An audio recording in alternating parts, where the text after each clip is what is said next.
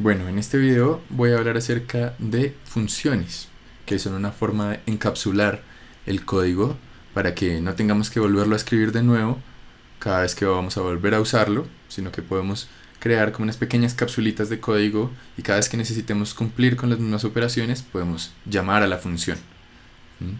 Otra manera en la que uno puede entender una función es la siguiente, que es como la forma más tradicional en términos matemáticas.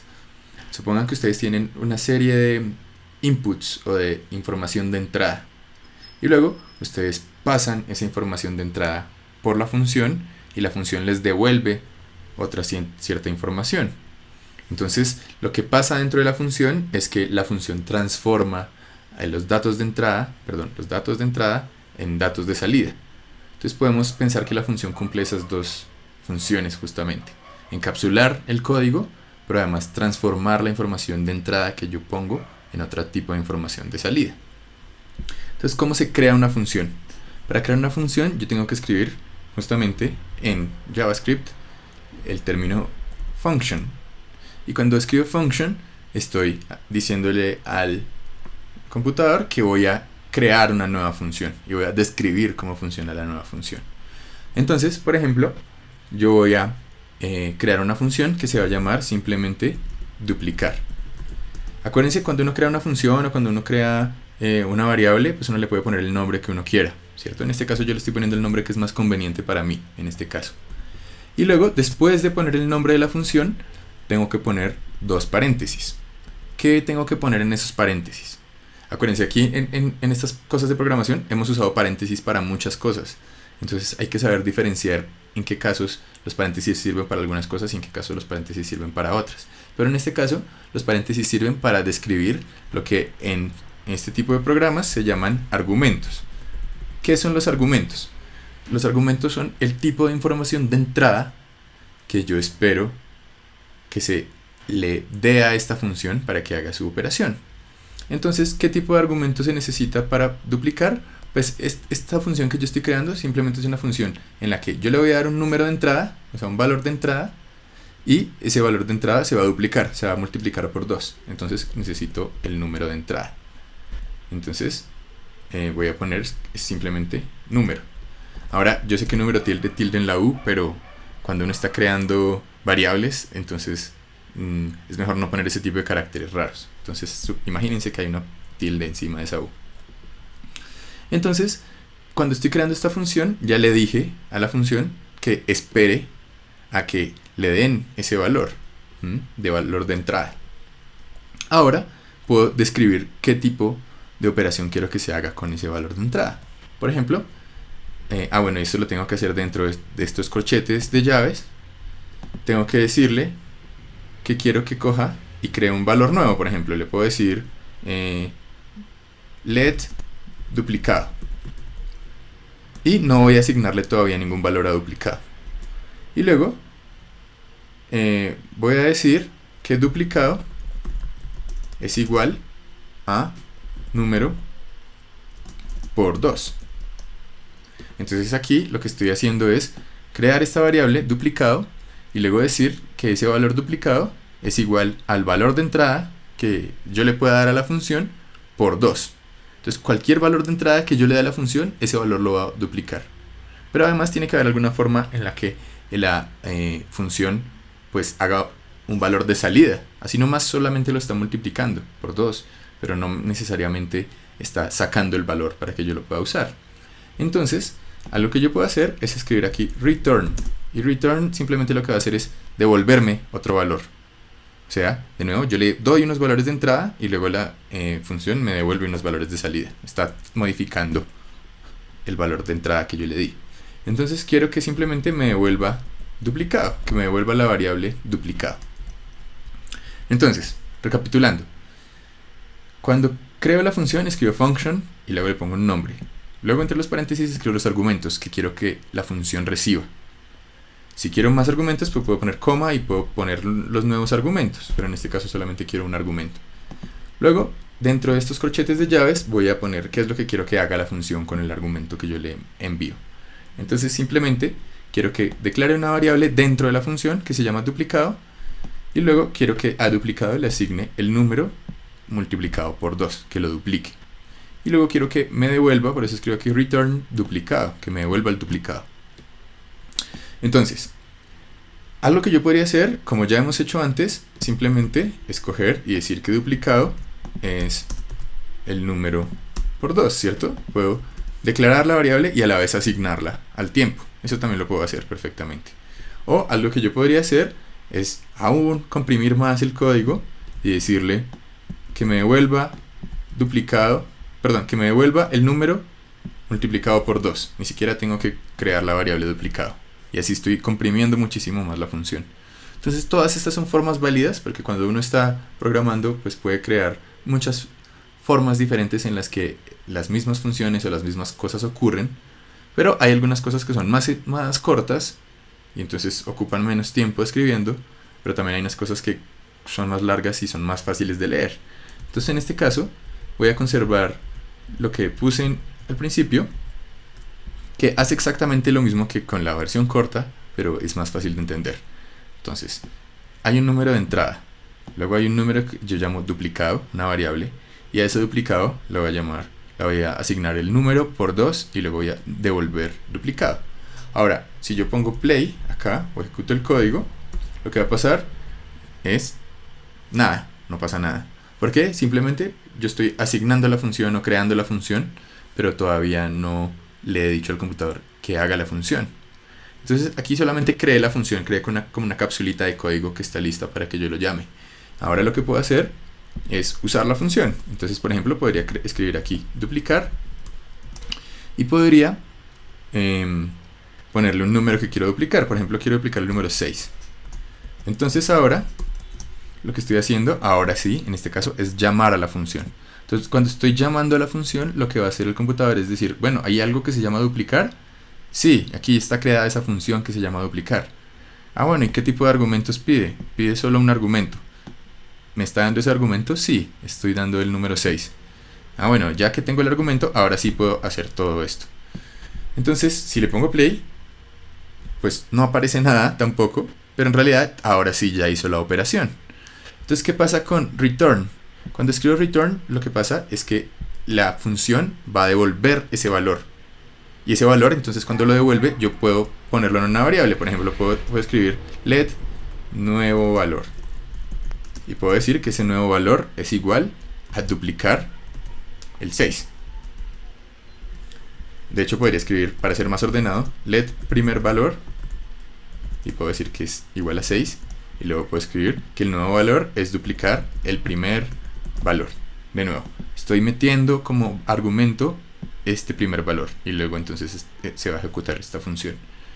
Entonces ahora dentro de esta variable puse el resultado, o sea el return de esta función duplicar. Entonces ahora puedo hacer cosas que ya hemos hecho varias veces en estos tutoriales. Puedo poner console log y puedo poner que me muestre el nuevo valor. Y entonces si le pongo play, ahora sí puedo ver que efectivamente la función está duplicando cualquier valor que yo le ponga. Entonces puedo poner, por ejemplo, que duplique 34 y la función va a duplicar el 34. Pero si le pongo que duplique este valor, pues seguramente va a duplicarlo también. Entonces hay una ventaja que tiene hacer este tipo de funciones y es lo que mencionaba hace un momento, es el encapsulamiento. Esta función ahora ya no tengo que escribirla cada vez que vaya a duplicar algo. Por ejemplo, puedo duplicar muchas veces distintos valores. Por ejemplo, quiero duplicar este valor, valor 1, y quiero duplicar el 12. Ahora tengo otro valor, valor 2, y quiero duplicar el 15. Y ahora tengo otro valor, el valor 3, y quiero duplicar el 23. Entonces ahora esta función lo que está haciendo es duplicar estos tres valores y solamente tuve que describir la función una sola vez. No tuve que escribir de nuevo todo el código de cómo se duplica.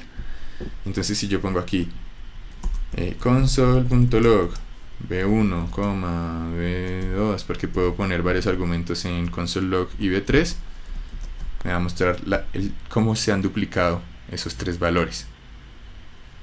Entonces, de nuevo una función, entra un valor, hace una operación con ese valor y luego regresa otro valor.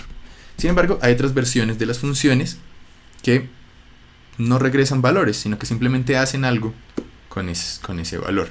Por ejemplo, supongamos que yo quiero crear una elipse. Entonces, para crear la elipse primero tengo que crear un canvas, ¿cierto? Y justamente para poder crear el canvas tengo que crear primero una función por defecto que tiene P5 que se llama setup. Entonces dentro de setup se ponen las cosas que sirven dentro de P5. Ahora, curiosamente, para esta función de setup yo no tengo que llamarla, o sea, yo no tengo que escribir setup y tengo que poner esto. Simplemente esa función se va a ejecutar sola. Eso puede parecer un poco confuso, pero así es como funciona esta función de setup. Y luego puedo crear un canvas y puedo ponerle cierto tamaño, el típico tamaño de 400 por 400. Puedo ponerle un fondo, background, fondo blanco. Pero además puedo crear funciones para que se dibujen cosas, por ejemplo, dentro de la pantalla. Entonces ahora voy a dejar este setup aquí arriba y voy a crear una función que se va a llamar círculo rojo. Y entonces a esa función le voy a decir que no tiene ningún argumento. Simplemente no espero que me dé ningún valor de entrada por ahora. Y a esa función le voy a decir que cree una elipse y que esa elipse esté en el centro, o sea 200, 200, que tenga un tamaño de 50 y 50 y que tenga un fill de rojo. Entonces que sea 255, 0 y 0, ¿cierto? Estoy pasando esto más rápido que antes porque ya seguramente lo conocen. Entonces aquí cree esta función. Entonces ahora dentro de setup puedo decirle al setup que cree un círculo rojo. Y como no pide argumentos, entonces simplemente tengo que poner los dos paréntesis y ya, no tengo que poner ningún argumento. Entonces aquí lo que estoy haciendo es llamando a la función. Y de nuevo, al llamar a la función, entonces lo que va a pasar es que el computador va a buscar alguna función que se llame así y va a ejecutar este código encapsulado. Entonces, efectivamente, si yo pongo play, la función va a hacer que aparezca un círculo rojo. Oh, algo importante, escribí algo incorrecto. Entonces mi código no se va a ejecutar bien. Si yo leo la consola, voy a ver que aquí me está diciendo que hay algo que no está definido, que se llama background. O sea, me faltó la R de background. Eso pasa todo el tiempo y uno todo el tiempo se equivoca escribiendo código. Entonces tiene que estar pendiente de cómo lo va corrigiendo. Entonces una vez corregí el error, ahora lo que va a pasar es que el computador va a crear un círculo rojo en la mitad. ¿Por qué? Porque está haciendo la función. Ahora, ¿qué tal si yo cambio algunas cosas de esta función para que sí acepte argumentos? Por ejemplo, le puedo decir a esta función que me acepte un argumento X y un argumento Y. Y que con ese argumento X y argumento Y defina en qué lugar va a poner la elipse. Entonces, ahora en este círculo rojo soy libre de escoger en qué lugar quiero poner los círculos. Entonces, por ejemplo, puedo poner un círculo en 100, 100. Entonces lo que va a hacer es que este 100 va a valer como este argumento X y entonces la función va a usar eso X para definir la elipse. Y va a coger este otro 100 y va a usarlo como Y para definir el eje Y de la elipse. Entonces, si le pongo play, ahora esta función dinámicamente me permite escoger en qué lugar quiero poner el círculo. Pero acuérdense que una función sirve para encapsular código. Entonces yo puedo poner otra vez llamar la misma función, pero esta vez la puedo poner, por ejemplo, con el valor 50 y 50, por ejemplo. Y entonces ahora esa misma función, exactamente esta misma función, se está llamando dos veces y se está creando dos veces ese círculo. Entonces creo que eso lo voy a dejar para un video posterior, pero ya en este video se pueden imaginar, por ejemplo, cómo uno podría poner una función dentro de un loop. ¿Cómo podría, por ejemplo, yo crear una función que cree un recuadro que grafique una información? Y entonces yo solamente le doy los argumentos que quiero y entonces ya no tengo que repetir cierta información, sino que puedo simplemente volver a llamar la función. Y además, pues a lo largo de estos tutoriales ya tengo que ser un poquito más ordenado porque estoy dejando pegados todos los argumentos. Para que se puedan ver mejor es mejor dejarlos separados. Ya hemos usado muchas funciones a lo largo de estos tutoriales, solo que todavía no sabíamos cómo crear nuestras propias funciones. Pero justamente elipse es una función, ¿cierto? Porque elipse me pide unos argumentos y si yo le doy los argumentos de manera adecuada, va a crear una elipse. Fill me pide unos argumentos y si yo le doy argumentos de forma adecuada, entonces va a cambiar el color del fondo. Entonces una cosa importantísima es que un programa se construye a partir de muchas funciones y esas funciones se pueden ir repitiendo o esas funciones me pueden ir ayudando a economizar tiempo, trabajo y esfuerzo cuando estoy encapsulando pequeñas partes de código que yo puedo después volver a usar. Entonces hacer funciones es una cosa supremamente útil. Por ejemplo, yo podría crear una función que hace un loop por mí. O yo podría crear una función que pasa por todos los elementos de una lista. O yo podría crear distintas funciones que hacen distintas operaciones que me sirven a mí para mi programa. Entonces normalmente uno no, como dicen en inglés, uno no hace un hard code, como uno no escribe directamente todo lo que espera que haga el computador, sino que uno crea funciones que son flexibles y en la medida en la que va necesitando distintas funciones, pues entonces las va llamando con argumentos diferentes. Entonces en una próxima video voy a explicar, voy a dar unos ejemplos más concretos acerca de eso. Adiós.